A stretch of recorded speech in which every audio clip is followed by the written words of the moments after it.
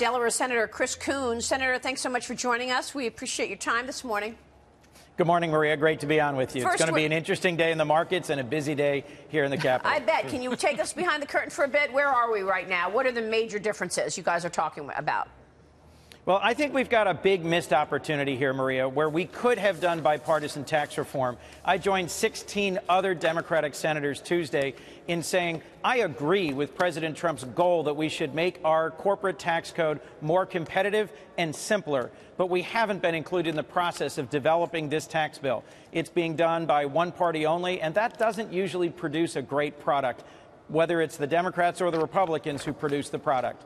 We didn't have hearings on this bill, and as you said in the lead up here, there's going to be lots of amendments tonight that will change it again, and change it again before it ultimately comes through the Senate. It'll probably pass sometime very late tonight. Okay, so Senator, you've got the floor right now. What do you like or not like about this bill? What I don't like about it is that I think it will lead to more offshoring. I think we could have done a better job at strengthening manufacturing. And I'm a co-sponsor of several bipartisan bills that would have provided more support and more encouragement for the manufacturing sector, just to give one example. I also think it makes our tax code more complex. When it came out of the Finance Committee, there was agreement that it'll add a whole nother tome to our tax code. It's not making it simpler. There's lots of different little provisions being added.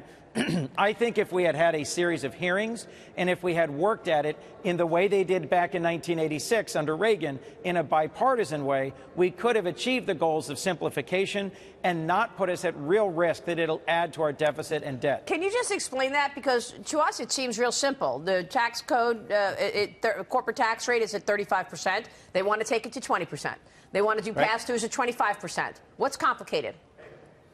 What's complicated is that that's not the totality of the bill. There are dozens and dozens of special provisions that deal with things on the personal side.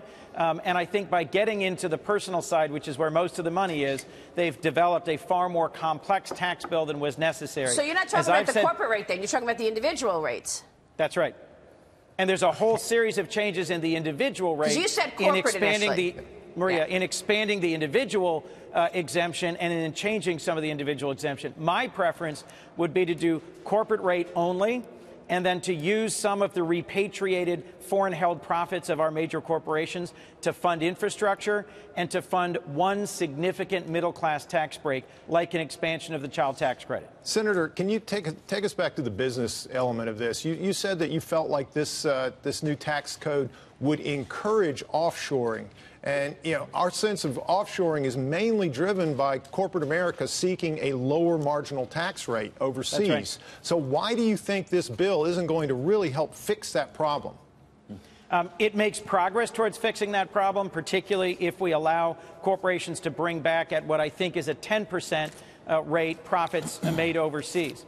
But if you can bring back at a 10% rate profits that you make from your intellectual property licensing overseas, you're going to move your IP overseas. If you can bring it back at a 10% rate from lower than 20% tax jurisdictions, you're going to invest overseas rather than investing here. I think there's ways that we could have incentivized manufacturing and capital investment here that we haven't done as strong a job as we could have. Getting rid of the 199 expensing, for example, is one of the ways I think we're not supporting manufacturing.